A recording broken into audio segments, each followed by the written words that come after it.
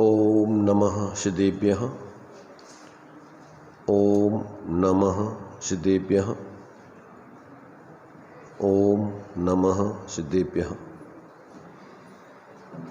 मंगलम भगवान वीरो मंगलम गौतमो गणी मंगलम कुंद कुंदाद्यो जैन धर्मोस्तु मंगलम सर्वमंगल मांगल्यम सर्वकल्याणकारकम प्रधानम सर्वधर्माणां जैनं जयतु शासनम जैनं जयतु शासनम वंदितु सर्वसिद्धे ध्रुवमचलमणोभवं गतिं पत्ते मोक्षामि समय पाहुड मिणमो शुद्ध केवली भणिनम नमः समय साराय स्वानुभूत्या चकाशते चित्स्वभावाय भावाय सर्वभावांतरच्छिदे।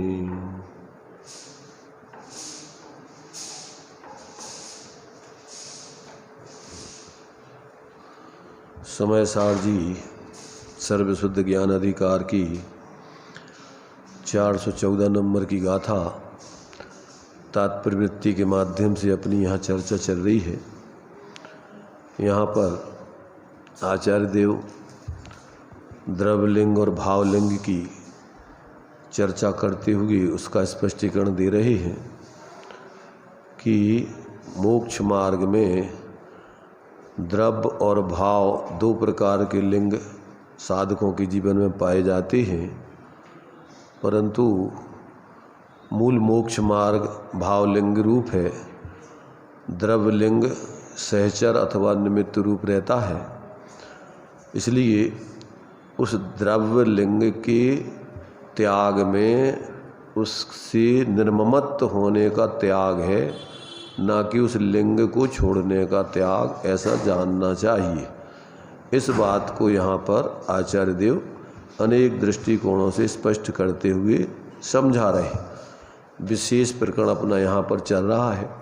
720 पेज पर नीचे का पैराग्राफ अपन पढ़ रहे थे कि जो द्रव्यलिंग है वो द्रव्यलिंग वास्तव में तो साथ में साधक के रहता ही है, परंतु उस देह आदि द्रव्यलिंग से ममत्व को छोड़ दिया जाता है, तभी जाकर के भावलिंग पूर्वक स्वरूप की आराधना की जाती है।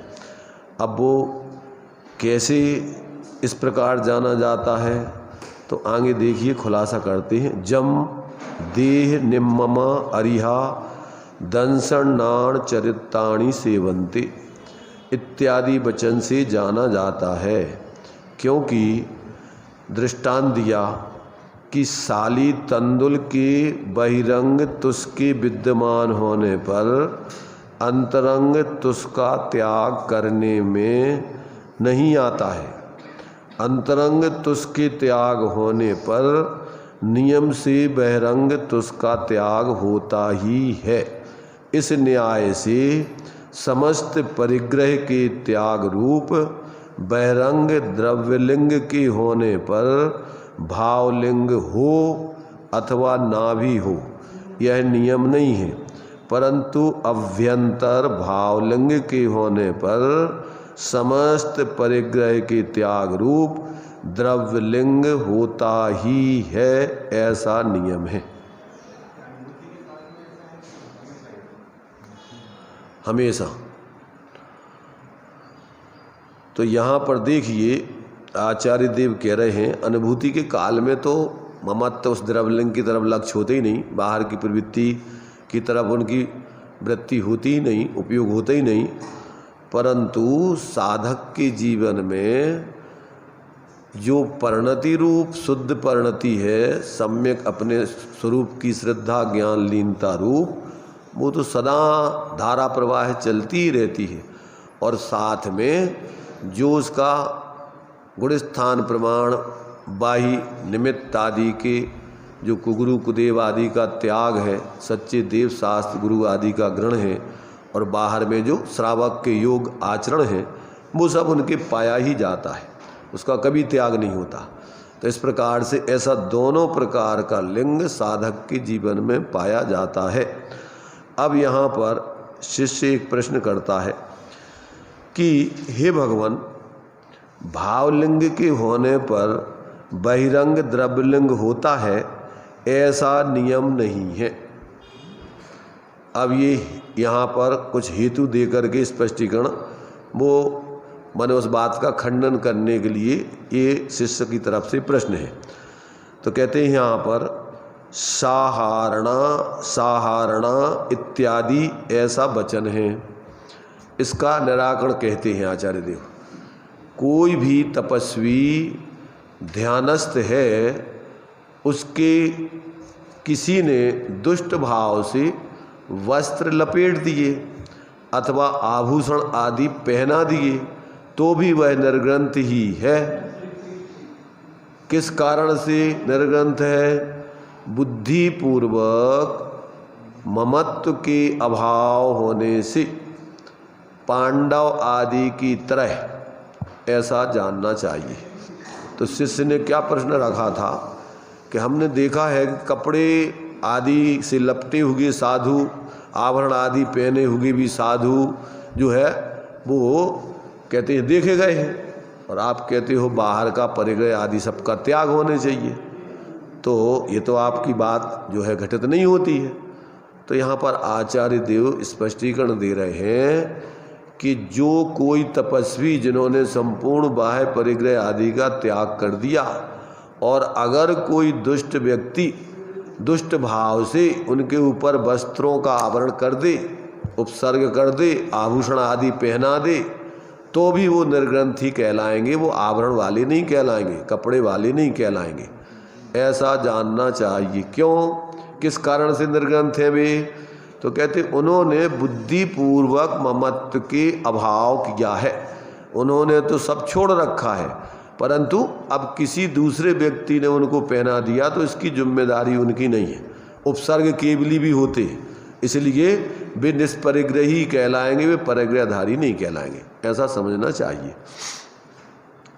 तो यहाँ पर कहते हैं कि पांडव आदि की तरह, जैसे अपन देखते हैं 5 पांडवों को क्या किया, कड़े पहना दिए और गज कुमार मुनिराज के ऊपर सिगड़ी रख दी, और अन्य कोई व्यक्ति कभी कपड़े पहना दे, कुछ भी कर दे, तो भी वो मुनिराज निष्परिग्रही कहलाएंगे, निर्ग्रंथी कहलाएंगे। क्यों कि उन सारे संयोगों में, बाह्य परिग्रह आदि में उनको कोई ममत्व नहीं है, वो तो अपने उस एकत्व भक्त आत्मा की आराधना कर रहे हैं, और बाह्य जो कपड़े आदि पहनाए गए हैं वो उनकी तरफ से नहीं है। उपसर्ग आदि करने पर अगर कोई ऐसा करता है तो वो परिग्रहधारी नहीं कहलाएंगे, वो निर्ममत्व कहलाएंगे, निष्परिग्रही कहलाएंगे। ऐसा जानना चाहिए। अब आगे कहते हैं, देखो बिना मुनि बने हुए किसी का मोक्ष नहीं होता है। तो अब आगे और दृष्टांत दे रहे हैं कि भरत चक्रवर्ती आदि भी 2 घड़ी में जो मोक्ष पधारे, वे भी निर्ग्रंथ रूप से ही मोक्ष पधारे, परंतु उनके परिग्रह त्याग को थोड़ा काल होने से लोग नहीं जानते। अंतर मुहूर्त में दीक्षा लेकर और उन्होंने ध्यान लगा करके और केवल ज्ञान प्राप्त कर लिया। तो अब सोचोगे वो कोई भरत चक्रवर्ती कोई राजपाट में रह कर के बिना मुनि बने हुए ही मोक्ष को प्राप्त कर लिया, तो ऐसा नहीं समझ। भले ही टाइम अल्प हो, परंतु उनके लिए क्या है, बाह्य में संपूर्ण परिग्रह आदि का त्याग करके ही मोक्ष दशा की प्राप्ति होती है, मोह दशा की प्राप्ति होती है, अरहंत सिद्ध दशा की प्राप्ति होती है। इसके अलावा और कोई मार्ग नहीं है। तो इस प्रकार वही भाव मोक्ष कहलाता है। वो केवल ज्ञान हो जाने कोई बोलते भाव मोक्ष, केवल ज्ञान हो गया, और उसको भी मोक्ष बोलते हैं। 2 प्रकार का मोक्ष होता है, भाव मोक्ष और द्रव्य मोक्ष। तो द्रव्य मोक्ष तो जब आयु पूर्ण हो जाएगी जब होगा, परंतु भाव मोक्ष 12वें गुण स्थान के बाद अंतर मुहूर्त में तत्काल हो जाता है। तो इस प्रकार से उनका वो भाव मोक्ष तो तत्काल हो गया, और बाद में आयु अब जब तक है तब तक वो 4 आघात या कर्म सहित रहेंगे, और बाद में फिर द्रव्य मोक्ष भी उनका होगा ही होगा। तो इस प्रकार से ऐसा जानना चाहिए। नहीं, इतना ही काल, इससे कम में कुछ नहीं होता है। अब आगे देखिए, परंतु उनके परिग्रह त्याग को थोड़ा काल होने से लोग नहीं जानते हैं, ऐसा भावार्थ है। इस प्रकार भावलिंग रहित द्रव्यलिंग मात्र मोक्ष का कारण नहीं है। अगर कोई मात्र द्रव्यलिंग लेकर बाहर में ही प्रवृत्ति करता रहे, अंतरंग में अपने उस एकत्व भक्त आत्मा की आराधना करके सम्यक दर्शन ज्ञान चारित्र रूप ऐसा भावलिंग को ग्रहण ना करे, तो ऐसे जीवों का मोक्ष नहीं होता। ऐसे जीव तो मुनि वृद्धार अनंत बार ग्रेवे को उपजायो, पैनिज आत्म ज्ञान बिना सुख लेस न पायो, अथवा अंतिम ग्रेविक लो की हद पायो अनंत बिरिया पद, पर सम्यक ज्ञान न लाद्यो दुर्लभ निज में मुनि साधि।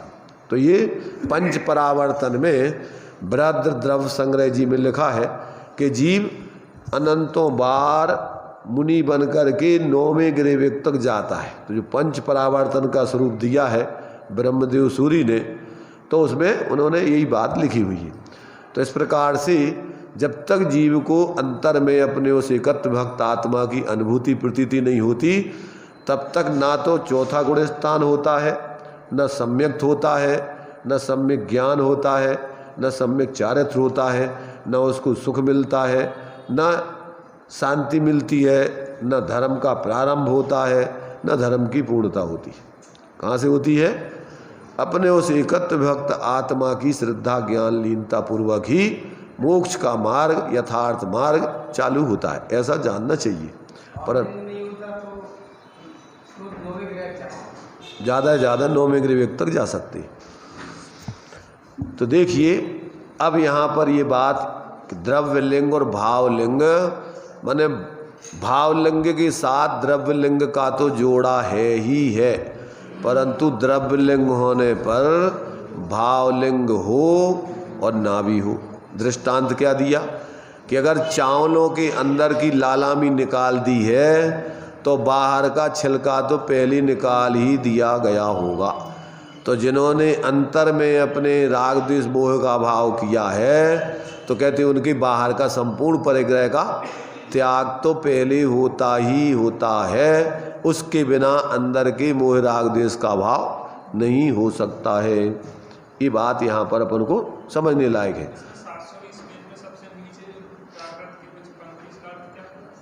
आभरण आदि सहित, वस्त्र आदि सहित भी हमने मुनिराज देखे हैं।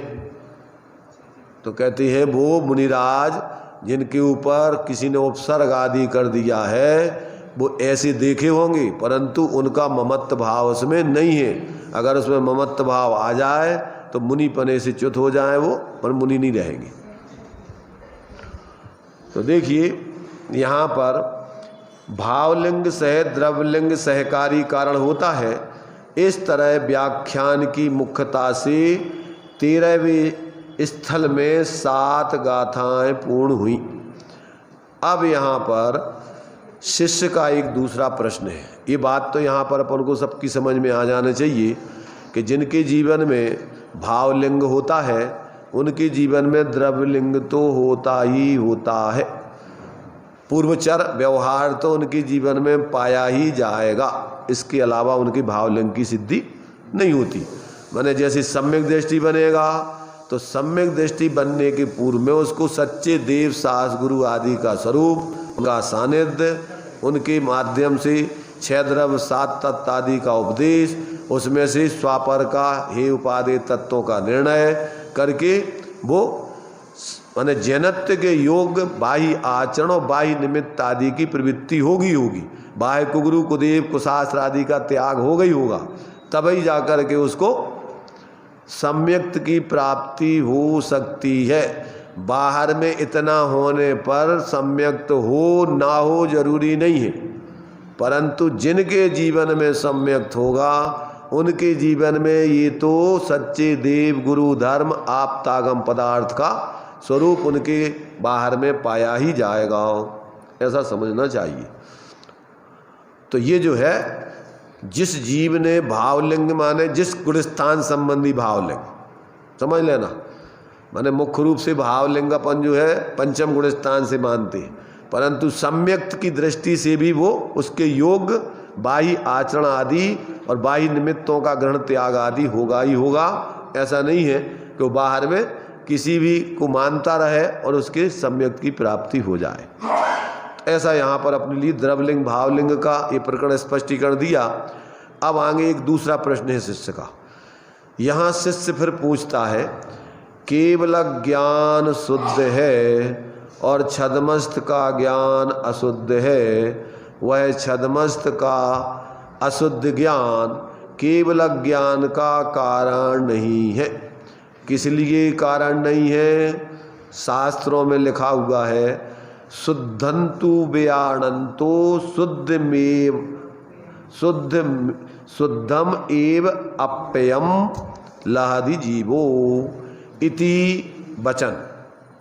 कौन सी? इसी समय साठ जी की 186 नंबर की गाथा है, उसका अपन हिंदी पढ़ते हैं। जो जानता है शुद्ध को वह शुद्धता को प्राप्त हो, जो जानता अविशुद्ध को अविशुद्धता को प्राप्त हो।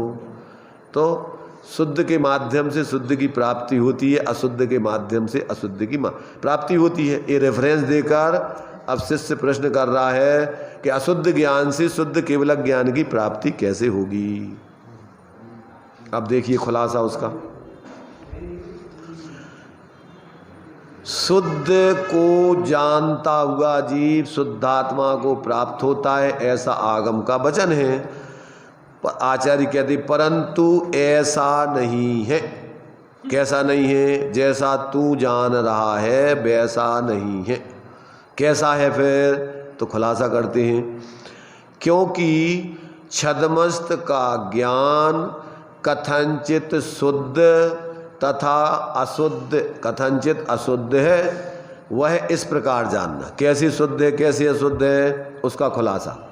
यद्यपि केवल ज्ञान की अपेक्षा शुद्ध नहीं है, तथापि मिथ्यात राग आदि से रहित पने के कारण, वीतराग सम्यक्त चारित्र सहित पने के कारण शुद्ध है, ऐसा जानना चाहिए।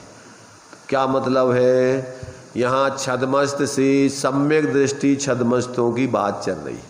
चौथे गुणस्थान से लेके 12वें गुणस्थान तक के जीवों की बात चल रही है। उनका ज्ञान कैसा है? उनका ज्ञान पूर्णता की अपेक्षा तो अशुद्ध है, परंतु सम्यक पने की अपेक्षा जितना प्रकट ज्ञान है वो शुद्ध है, सम्यक है। इसलिए कहते हैं सर्वथा अशुद्ध नहीं है वो। मिथ्या दृष्टियों जैसा अशुद्ध वो छद्मस्तों का यानी मोक्ष मार्गियों का ज्ञान नहीं समझना चाहिए। तो यहाँ पर वह इस प्रकार, अब उसका खुलासा। यद्यपि केवल ज्ञान की अपेक्षा शुद्ध नहीं है, तथापि मिथ्यात राग आदि से रहित पने के कारण, वीतराग सम्यक्त चारित्र सहित पने के कारण शुद्ध है। अब यहाँ पर ऐसा नहीं समझना वीतराग सम्यक्त तो चारित्र, तो वीतराग सम्यक्त का मतलब यहाँ कि जिसको सम्यक्त होता है उसके चारित्र संबंधी कसायों का अभाव होता ही होता है। आंशिक वीतरागता उसके जीवन में पाई ही जाती है। इसलिए सम्यक्त तो मिथ्यात्व के अभाव रूप है और साथ में उसके अनंतानबंदी कसाय के अभाव जन्य वीतरागता भी होती ही है। इसलिए वो वीतराग सम्यक्त कहलाता है। जिसके जीवन में एक भी कसाय का अभाव नहीं हुआ हो उसको सम्यक्त की प्राप्ति नहीं होती। तो यहाँ ऐसा नहीं समझना सर्वथा वीतराग होने पर सम्यक्त की प्राप्ति होती। तो यहाँ पर कहते हैं कि वो मिथ्यात राग आदि से रहित पने के कारण, वीतराग सम्यक्त चारित्र सहित पने के कारण शुद्ध है, और अभेद नय से पुनः छद्मस्तों संबंधी भेद ज्ञान आत्मस्वरूप ही होता है। इसलिए एक देश व्यक्ति रूप उस ज्ञान के द्वारा सर्वदेश व्यक्ति रूप केवल ज्ञान उत्पन्न होता है। इसमें दोष नहीं जानना चाहिए। क्या कहा? ये कह रहे हैं अभेद दृष्टि से विचार करने पर, अभेद दृष्टि जानते हो, अभेद दृष्टि कहलाती है पर्याय और द्रव्य स्वभाव की अभेदता, अनुभव स्वरूप वस्तु देखना। ये सर्वथा दो नहीं है। कौन? जो पर्याय और द्रव्य होता है, ये कथनचित दोनों अनन्य अभेद होते हैं। कैसे होते हैं? तो जिस समय वो अपने स्वरूप का अवलंबन, द्रव्य स्वभाव का अवलंबन करते हैं, उस समय व्यक्ति रूप में उनकी आत्मा की अनुभूति प्रकट हो गई है। तो वो पर्याय उस समय कथनचित द्रव्य रूप, अनुभव रूप अपने को करती है। तो अभेद नय से पुनः छद्मस्तों संबंधी भेद ज्ञान आत्मस्वरूप ही होता है। कैसा है वो ज्ञान? आत्मामय ही है, आत्मा से कोई अलग नहीं समझना। तो यहाँ पर आत्मस्वरूप ही है। इसीलिए एक देश व्यक्ति रूप उस ज्ञान के द्वारा सर्वदेश व्यक्ति रूप केवल ज्ञान उत्पन्न होता है। इसमें दोष नहीं समझना चाहिए।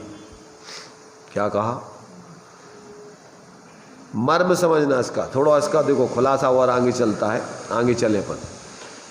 इस पर भी यदि आपका ऐसा अभिप्राय है, किसका? शिष्य का, प्रश्न करने वाला का, कि छद्मस्त का ज्ञान आवरण सहित अथवा छायुष्मिक होने से शुद्ध नहीं है, इसलिए मोक्ष भी नहीं है।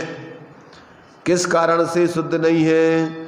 छद्मस्तों का ज्ञान यद्यपि एक देश रूप से निरावरण है, तथापि केवल ज्ञान की अपेक्षा नियम से आवरण सहित ही है, छायुष्मिक ही है।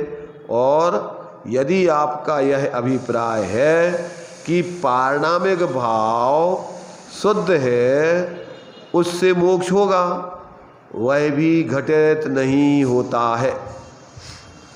क्या कहा? तुम कहते हो कि पारणामिक भाव की जो शुद्धता है उससे मोक्ष होता है, जो छायुष्मिक भाव है वो तो अशुद्धि है, उससे मोक्ष नहीं होता है।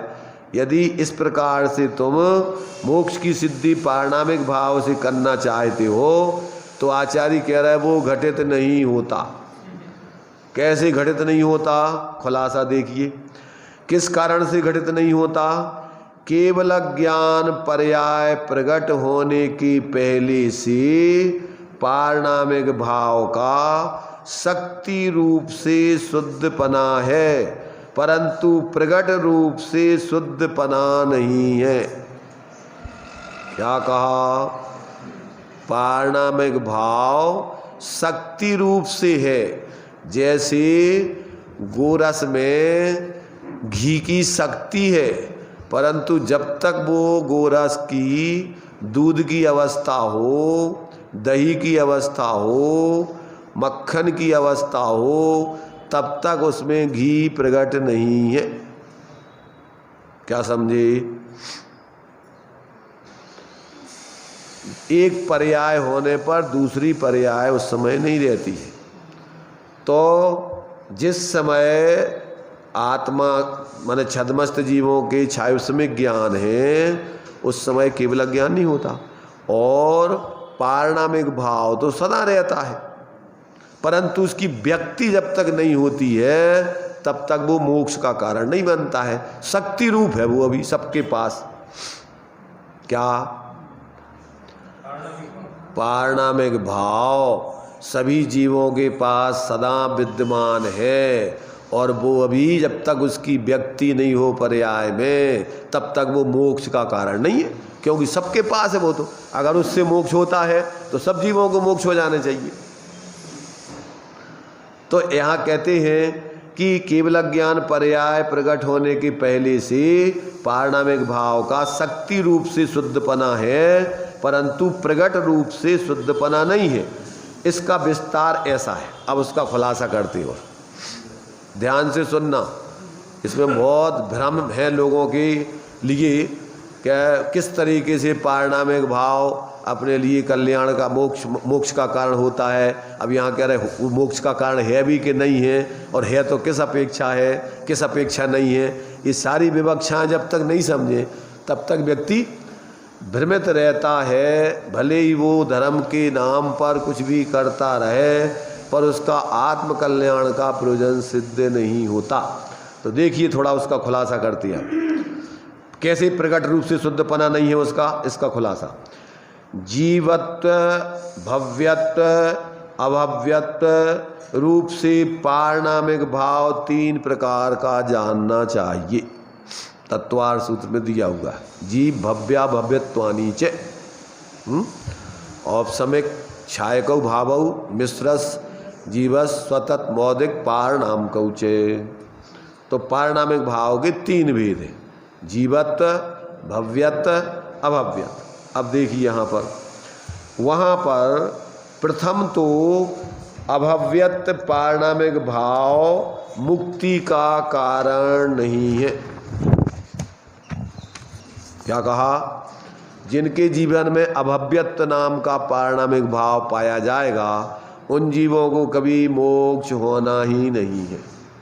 ठीक है, अब आगे 2 रह गए, भव्यत्व और जीवत्व नाम का पारणामिक भाव 2 रह गए।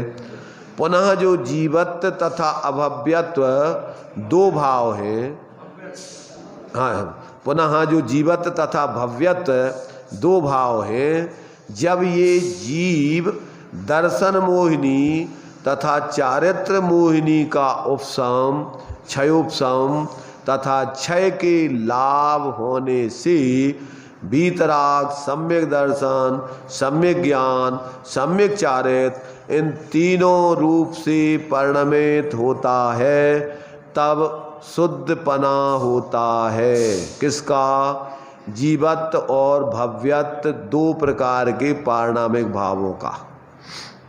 क्यों? आगे देखिए, तब शुद्धपना होता है, और वह शुद्धपना मुख्य रूप से औपसमिक, छायोपसमिक, छायक इन तीनों भाव संबंधी है, तथा गौण रूप से पारणामिक भाव का है। उसका व्यक्तपना कहते मुख्य रूप से तो औपसमिक, छायोपसमिक, छायक भावों का जानना, और गौण रूप से पारणामिक जीवत्व नाम के पारणामिक भाव का भी व्यक्तपना जानना। वहाँ भी शुद्ध पारणामिक भाव के बंध मोक्ष के कारण के रहित पने से पंचाशती काय में कहा गया है कि पारणामिक भाव बंध मोक्ष का कारण नहीं है।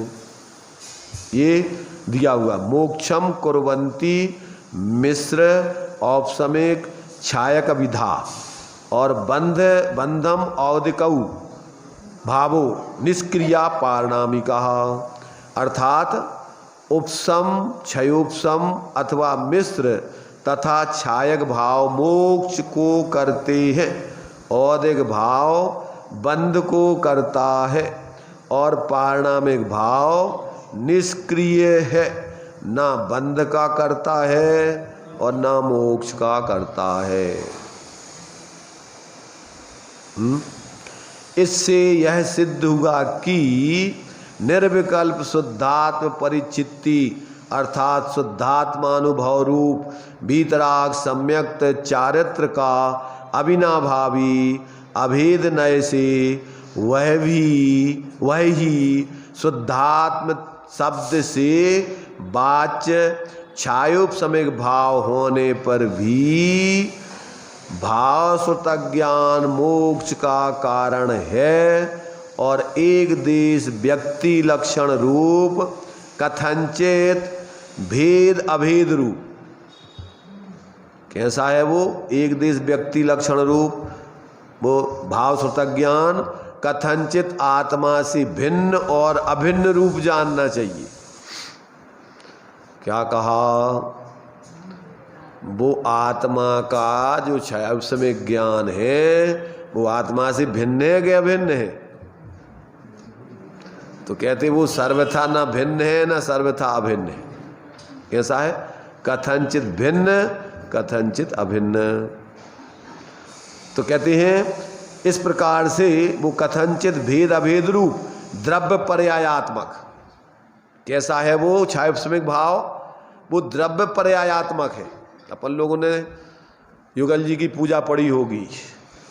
ज्ञान की प्रतिपल उठे तरंग झांकता उसमें आत्म राम, अरे आवाल सभी गोपाल सुलभ सबको चिन्मय अविराम, किंतु पर सत्ता में प्रतिबद्ध कीट मरकट की गहल अनंत। क्या अर्थ हुआ?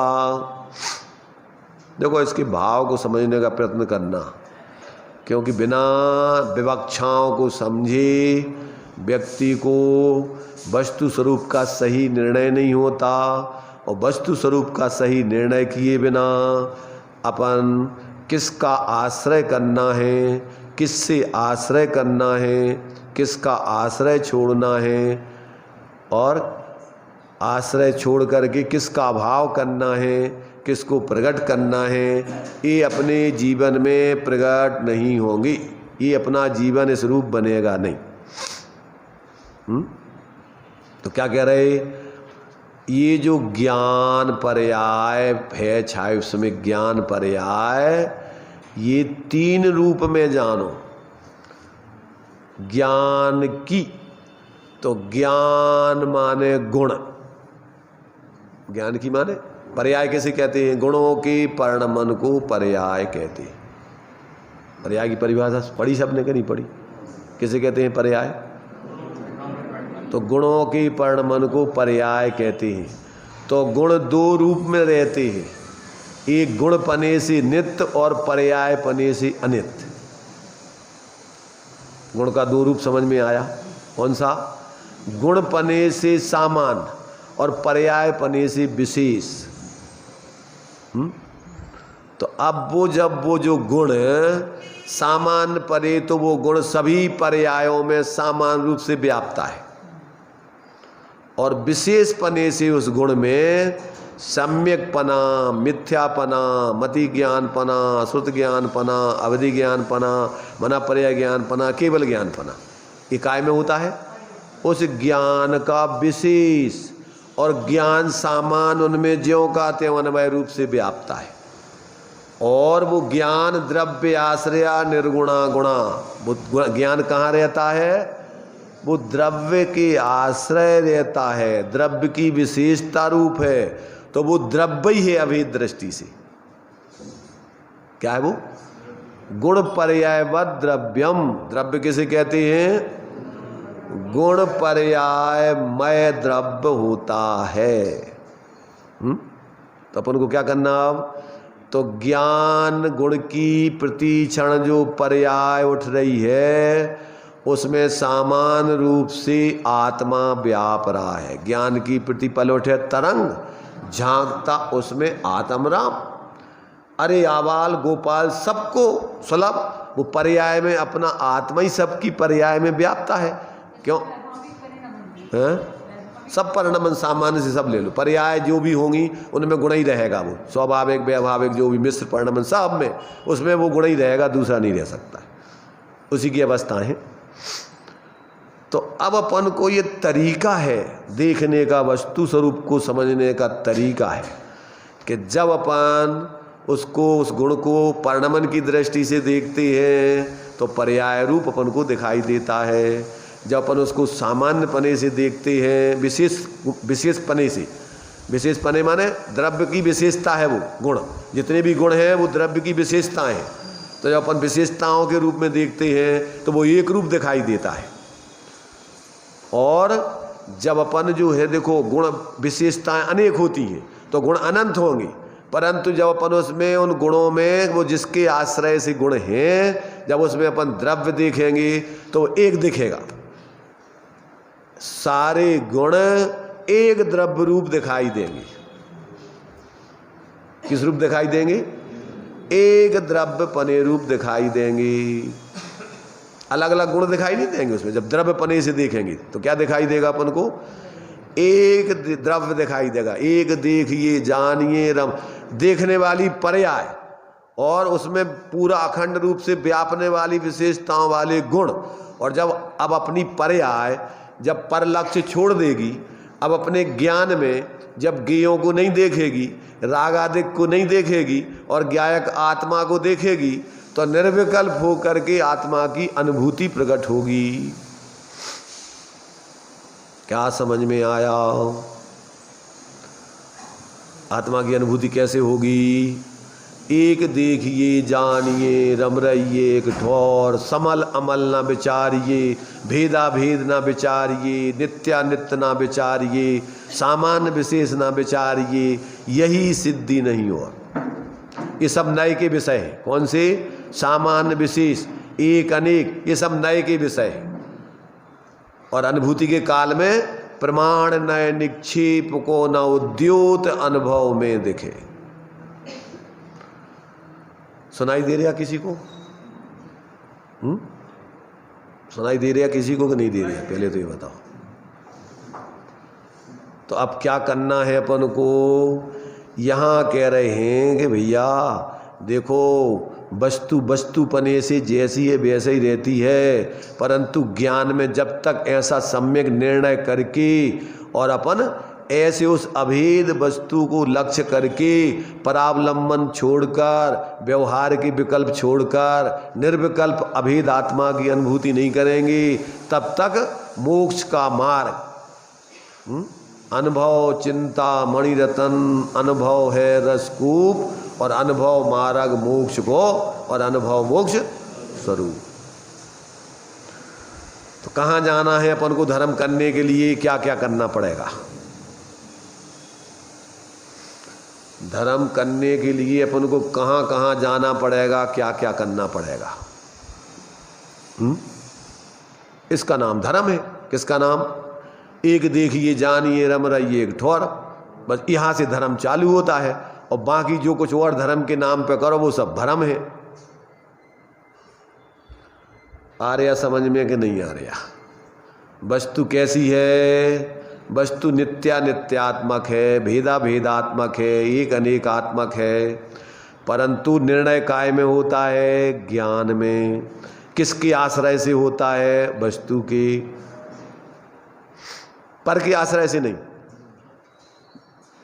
सविकल्प दशा में आगम से, युक्ति तर्क माने प्रमाण नए, सविकल्प दशा में प्रमाण नयात्मक युक्ति से, ज्ञानियों के उपदेश से ऐसा पर निर्णय करेंगे। परंतु जब आपको अनुभव करना होगा तो ये सारे प्रमाण नए निक्षेप सारे विकल्प छोड़ करके और ज्ञान में क्या देखना है?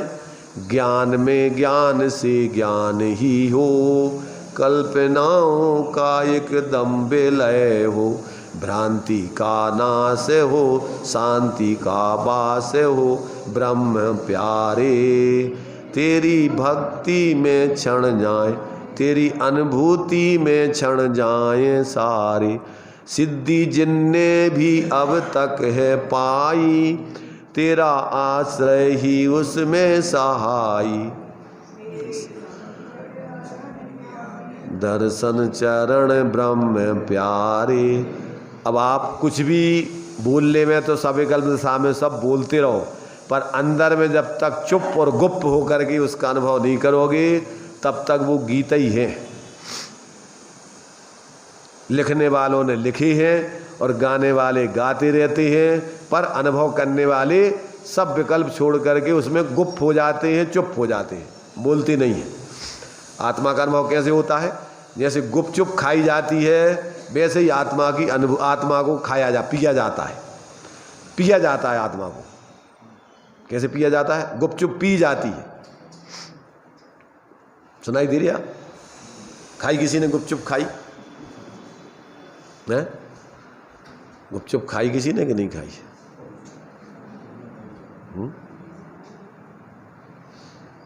नहीं खाई, लगता है अभी खाई नहीं किसी ने। मजा आता कि नहीं आता? गुप और चुप, आंखें बंद करके डाली जाती हो। आंखें खोल के नहीं, आंखें खोलोगे तो कोई बोलने लगा तो बोलना पड़ता है, मज़ा नहीं आता। ऐसे ही ऐसे अपने स्वरूप को कैसे, आंखें बंद करके बाहर में साफ विकल्प छोड़ करके चुप हो करके बस। तो ये जो है ये तरीका कह रहे आचार्य कि देखो भाई, ये जो भी अपने लिए 5 भाव आत्मई के हैं, ये सब किसके हैं? ये सब 5 भाव बता रहे आत्मई के हैं। 3 भावों से मोक्ष होता। देखो आगे पढ़ते हैं तो यहाँ कहते हैं कि इससे यह सिद्ध हुआ कि निर्विकल्प शुद्धात्म परिचित्ति शुद्धात्मानुभव रूप वीतराग सम्यक्त चारित्र का अविनाभावी अभेद नय से वही शुद्धात्म शब्द से वाच्य क्षायपसमिक भाव होने पर भी भाव श्रुत ज्ञान मोक्ष का कारण है और एक देश व्यक्ति लक्षण रूप कथनचित भेद अभेद रूप द्रव्य पर्यायात्मक। कैसा है वो? कथनचित भेद अभेद रूप द्रव्य पर्यायात्मक जीव पदार्थ की शुद्ध भावना रूप अवस्था में शुद्ध पारणामिक भाव ध्येय भूत द्रव्य रूप से रहता है, परंतु ध्यान पर्याय रूप से नहीं रहता है। किस कारण से ध्यान पर्याय रूप नहीं रहता? क्योंकि ध्यान विनाशिक है। क्या समझ में आया? 5 भावों में से मोक्ष किन भावों से होता है? तो कहते मोक्ष तो 3 भावों से होता है। देखो 320वीं गाथा का ही शॉर्ट में यहाँ स्वरूप दिया है। इस 320वीं गाथा में तात्पर्य वृत्ति में इसका बहुत विस्तार में खुलासा किया है। इसके ऊपर अलग से पूरी पुस्तक है प्रवचन की, रत्नत्रय के नाम से। तो इसमें से कहते हैं 5 भावों में से औपसमिक छायोपसमिक छायक ये भावों से मोक्ष होता है, औदिक भावों से बंध होता है। अभी अपन ने पढ़ा ना। और पारणामिक भाव न बंध का कारण है न मोक्ष का कारण है, वो तो निष्क्रिय पारणामिका ध्रुव रूप। मतलब क्या? द्रव्य स्वभाव गुण स्वभाव नए का विषय है, वो ध्यान रखना। पारणामिक भाव कैसे कहना? द्रव्य स्वभाव या गुण स्वभाव जिसको ध्रुव स्वभाव कहते हैं, वो ही गुण और वो ही द्रव्य उत्पाद व्यय रूप करता है और वो ही द्रव्य ध्रुव रूप रहता है। कैसा रहता है वो द्रव्य? वो ही द्रव्य नए द्रव्य पने से नित्य ध्रुव रूप रहता है और पर्याय पने से वही अनित्य उत्पाद रूप होता है। देखो अपन समझ लो, बहुत दृष्टांत बहुत है। ये पंखा चल रहा है कि ध्रुव है कि नहीं चल रहा है? ये पंखा स्थिर है कि चल रहा है?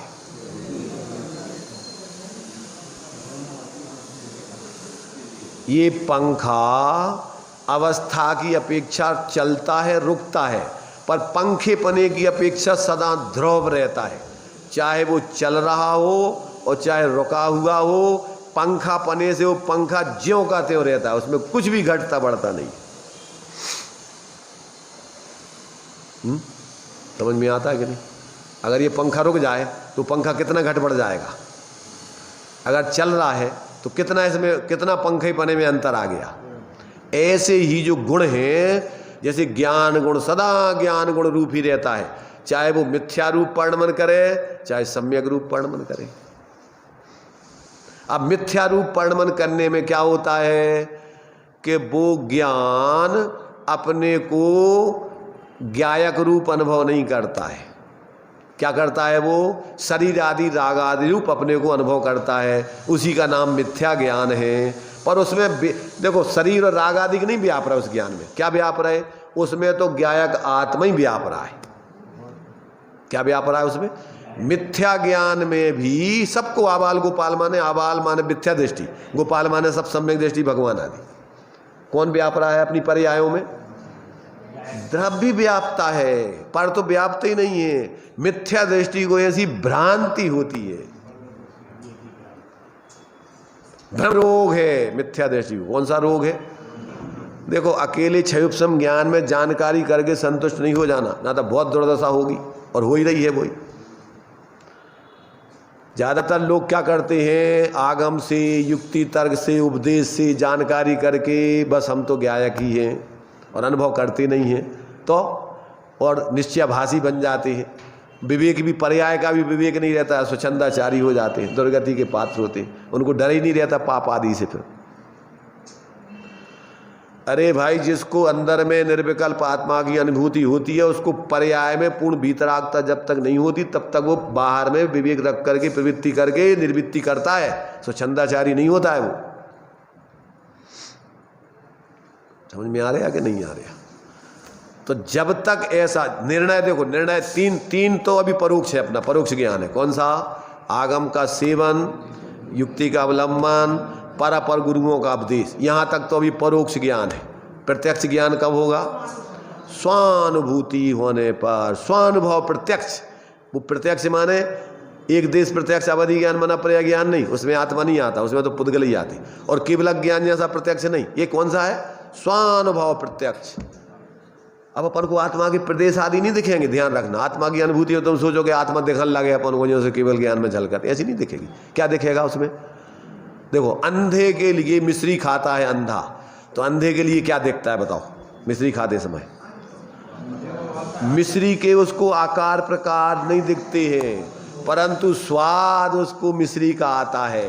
जो आंखों वालों का जैसा मिश्री का स्वाद आता है, वैसा ही स्वाद अंधे को भी आता है। ऐसे ही जो केवल अज्ञानी को आत्मा का अनुभूति का आनंद आता है, वैसे ही छद्मस्तों को आता है। पर अंतर कितना है कि केवल अज्ञानी को प्रदेश आदि भी प्रत्यक्ष दिखाई दे रहे हैं, पर इसको अभी प्रदेश आदि तो नहीं दिख रहे, परंतु जो उसमें जो परिणाम लीन करने पर जो अतीन्द्रिय आनंद आता है, उस आनंद को भोगता है वो। ज्ञानानंद सुधारा सुमगे, घट अंतर न समावे, जब निज आत्म अनुभव आवे, तब और कछु न सुहावे। अब जो लोग ऐसे स्वरूप की बातें ही नहीं सुने और वे क्या करो कछु न कछु करत रहो, तो वे भी गए, वे व्यवहाराभासी बन गए। समझ रहे ना? ये मूल अपना प्रयोजन साधने के लिए जो व्यवहार है, पहले तो देखो प्रत्येक का व्यवहार अलग अलग है। अभी जब तक तत्व निर्णय नहीं हुआ तब तक तो तत्वों के निर्णय करने संबंधी व्यवहार तुम्हारे लिए उपयोगी है, और जब तत्व निर्णय हो जाए, स्वरूप अनुभूति हो जाए, तो फिर बाह्य चारित्र संबंधी अपने लिए व्यवहार पर उपयोगी है, राग द्वेष के अभाव करने के लिए। सम्यक ज्ञानी होए बहुरी दृढ़ चारित्र लीजिए। अब तत्व निर्णय और स्वरूप अनुभूति तो करो नहीं, और फिर बाहर में उलझ जाओ और वही में धर्म मानो, तो जो व्यवहाराभासी बन जाता है। फिर देखो, बहुत संतुलन की जरूरत है मोक्ष मार्ग में। आता समझ में? बाहर में कहीं जाना नहीं, अपने स्वरूप को छोड़ के कोई कहीं जाता नहीं, चाहे मिथ्या दृष्टि हो चाहे सम्यक दृष्टि। अब सम्यक दृष्टि मिथ्या दृष्टि में अंतर क्या होता है कि मिथ्या दृष्टि अपने स्वरूप से तो बाहर जाता नहीं, परंतु वो स्वरूप से बाहर अपने को मानता जानता है, यही उसका मिथ्यात्व है। देह जीव को एक गिने, धन संपत्ति से अपने को अमीर गरीब गिने, बाहर की जातियों से अपने लिए जाति पाति वाला समझे। क्या समझे? अभी तो जिनके लिए धगस से प्राण जाने पर भी इस बात को समझने की, जिनको अभी ऐसी रुचि नहीं है कि प्राण चले जाएं परंतु इसको समझे बिना हमारा कल्याण नहीं है, अभी जिनको इतना उसमें नहीं है, तो समझ लेना कि उनकी तो अभी बहुत दूरी है। मर पच कर के आचार्य कहते हैं कि इस कार्य को करना, इसके अलावा और कहीं कोई ठिकाना नहीं है। नहीं तो मिथ्या दशा में तो जो दशा आज तक हो रही है वो चल ही रही है, कहने की जरूरत नहीं है। आत्मबोध हो जाने पर बहुत सजग रहता है, वो भयभीत रहता है 24 घंटे, कैसे संसार न बढ़ जावे। प्रति समय जागृत होकर के जी करके क्रम से संसार का अभाव करने के लिए प्रयत्नशील रहता है, स्वच्छंदी नहीं हो जाता है। सम्यक दृष्टि हो जाने पर बुद्धि है ना, इसी में मोक्ष में इसी समय सा कि फलाया है मुझ जिसने, मैं तो सम्यक दृष्टि हूँ, मुझे बंध नहीं होता। कहते भ्रम में मत रहना, जब तक पूर्ण वीतराग दशा नहीं हो जाए सर्वक दशा, तब तक सम्यक दृष्टि ऐसा दंभ नहीं करता।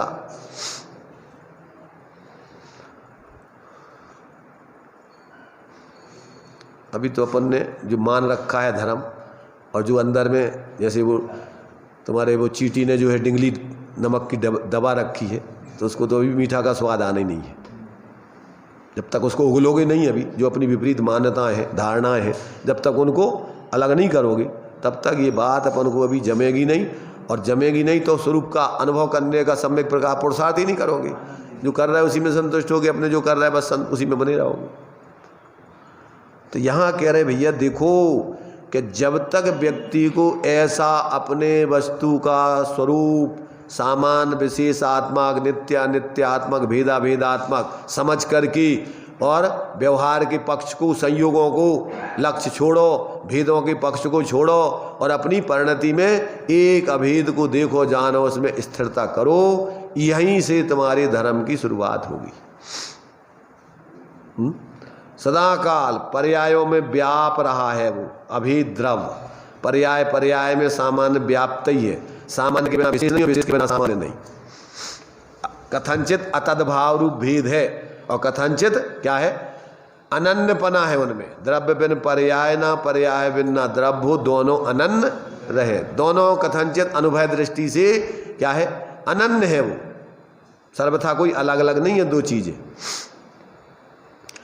सोने के गहने और सोना कहाँ मिलेगा? सोना आपको उन्हीं गहनों में व्यापता है, ऐसी पर्यायों में ही अपना द्रव्य व्याप रहा है, सिर्फ देखने का तरीका है।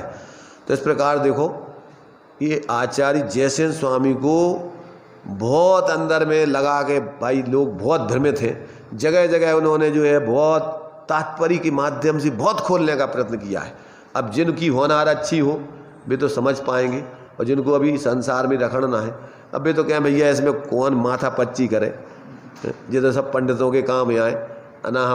अपन ना द्रव्य पर्याय का स्वरूप जानते, ना द्रव्य गुण पर्याय जानते, ना अभी तो अपन तो भैया सामान्य रूप से जो कर रहे हैं वही धर्म अपन करो, यही में फायदा है। देखो ये धर्म बहुत सरल है, समझने की बात है। छोटे छोटे बच्चे जब कोई भी चीज़ सीखते नहीं है तो लगता है कि कैसे चलाएंगे, साइकिल कैसे चलाएंगे, मोटरसाइकिल। इस अभी जो है जो लोग मोबाइल नहीं चला पाते, बड़े बड़े लोग अभी नहीं चला पाते मोबाइल, और छोटे छोटे बच्चे हैं कैसे, कहाँ से सीख गए वो? अरे जानकारी करके, अभ्यास करने से। तो ऐसे ही अपन भी जब तक इस बात को समझेंगे नहीं तब तक अपना समझ में नहीं आएगी, और जीवन में तो आने का सवाल ही नहीं। तो इस प्रकार से ये जो गाथा है बहुत ही मार्मिक है। विशेष रूप से आचार्य जयसेन स्वामी ने जो 320 गाथा जो महत्वपूर्ण मानी जाती है, उसी को एक बार संक्षेप में फिर से रिपीट करके उन्होंने कहा ये विषय जरूर समझना चाहिए लोगों को, अन्यथा वास्तव में जीव धर्मात्मा नहीं बन सकते, जीवन में उनके जो सुख का मार्ग है, शांति का मार्ग, वो नहीं आएगा। तो इस प्रकार से अपन को ये विषय स्पष्टीकरण दिया है, इस पर विचार करना। और भी अगर कोई विषय समझ में नहीं आए तो अपन तो समझने के लिए बैठे हैं, खाना पूर्ति के लिए तो अपन यहाँ आए नहीं, इसलिए इस पर अपन चर्चा गहराई से करो, जैसे बने तैसे आप समझने की दृष्टि से। इसमें विसंवाद की दृष्टि से, एक दूसरे को नीचा दिखाने की दृष्टि से नहीं, एकमात्र अपन अपने अज्ञान को दूर करके समझने के लिए अपन प्रयत्न करके समझें, तो वास्तव में अपन को समझ में आएगा और अपना कल्याण होगा। चलिए।